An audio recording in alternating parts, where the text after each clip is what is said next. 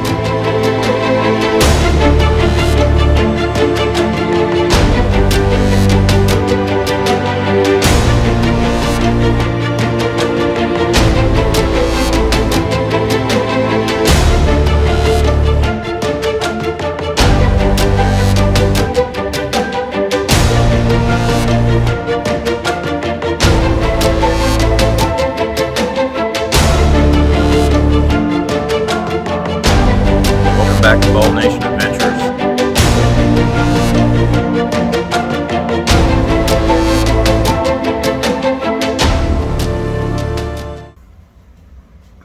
So, if you recall, in the last episode, or the last installment of Buick Regal headlight changing, we changed the ballast on this headlight, and we used a cheap eBay kit that came with a ballast and a headlight bulb. Well, that ballast and headlight kit lasted, I don't know, a month or so, maybe a little bit more, and then the driver's side headlight went out again. That was the first one that we had changed the ballast on using the cheap eBay ballast kit. They were, I think, $35 or $40 for a ballast and a light bulb. So the driver's side, we changed that within, I don't know, a month or two after he bought the car. And then I think it was March. He bought the car last May, a year ago in May. And so then you fast forward to March, I think it was, when we together changed the passenger side ballast. Well, about a week after we changed that headlight ballast on the passenger side, the driver's side went out again. And before we could address the driver's side, the passenger side went out again. So there was a couple of days there where he had no headlights whatsoever. All he had was the eyebrow lights, and that's no bueno. I mean, he still had turn signals and all that, just no headlights.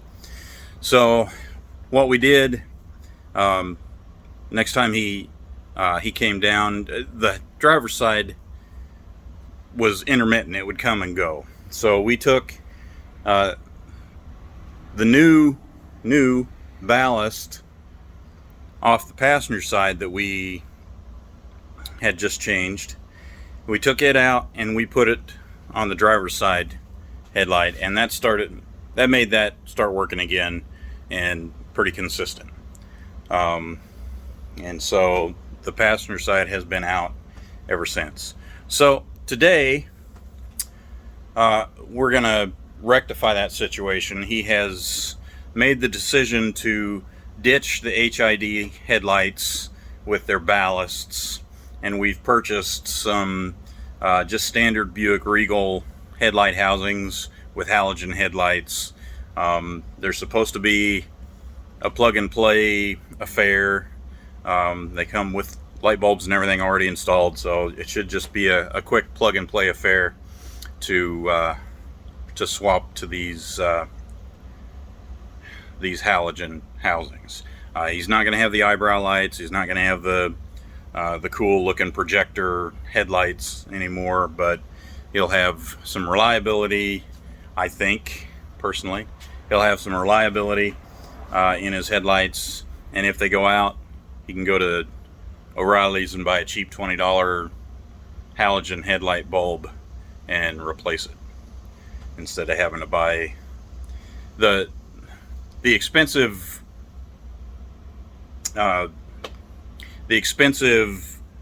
ballasts at the parts stores are about 120 bucks a pop. Now, if we'd have spent that on those instead of going the cheap route on eBay, he might not have had any issues, but I don't know. But you know, we just picked this up from the shop after the water pump saga, and let me show you the culprit here of what was the cause of that problem. I got it wrapped up here because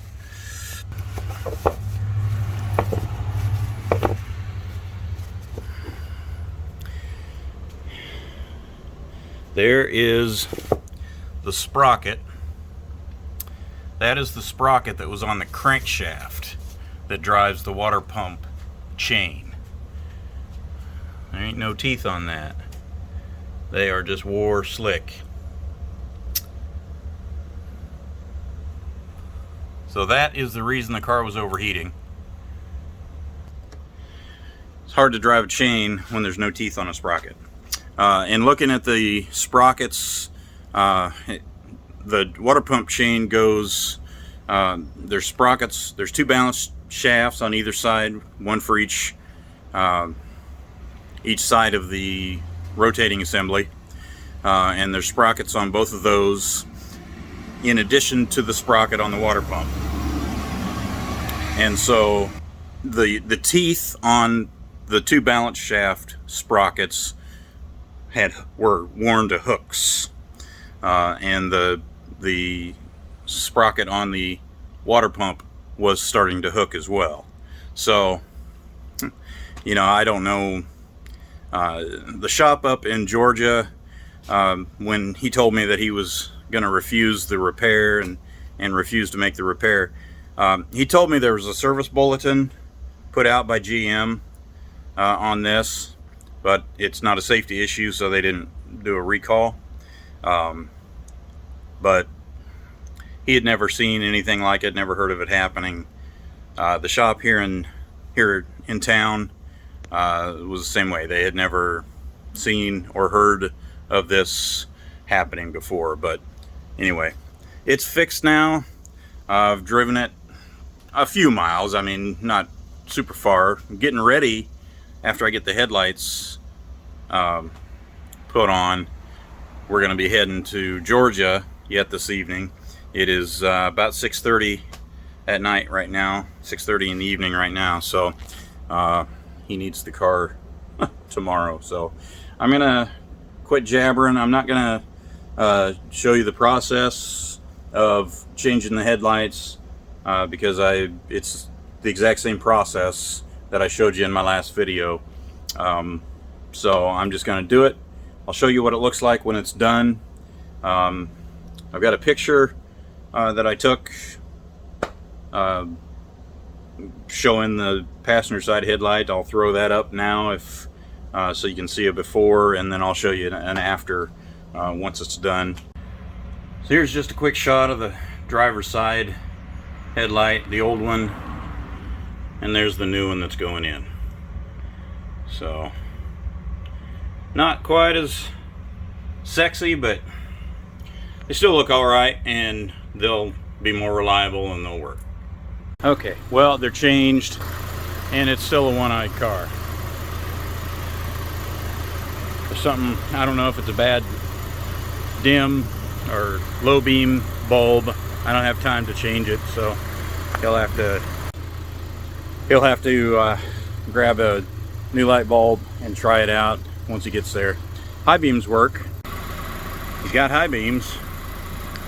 but no low beam on the passenger side. So I don't know if it's a bad light bulb. That's going to do it for this episode. Thanks for joining. We'll see you next time. Bye.